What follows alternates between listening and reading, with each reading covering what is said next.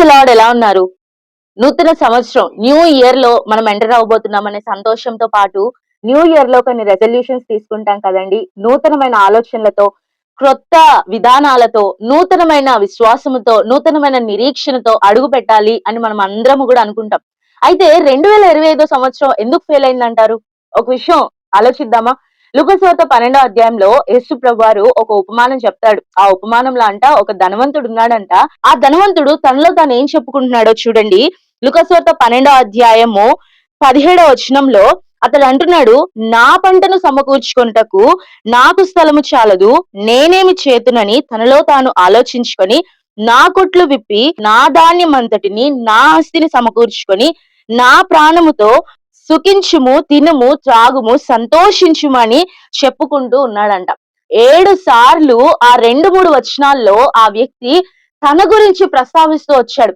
ఎక్కడో కూడా దేవుడు తనకి సహాయం చేశాడని ఎక్కడా కూడా చెప్పట్లేదు. కానీ నేను సమకూర్చాను, నా ఆస్తి, నా స్థలము, నా పంట, తింటాను, త్రాగుతాను, సంతోషిస్తానని తన గురించి తను మాట్లాడుకుంటూ ఉన్నాడు. ఎక్కడా కూడా దేవునికి ప్రయారిటైజ్ చేసినట్టు, దేవునికి ప్రాముఖ్యత ఇచ్చినట్టు ఎక్కడా కూడా చూడం. బహుశా మనలో కూడా ఇందుకే ఈ సంవత్సరం ఫెయిల్ అయిపోయిందేమో కదండి.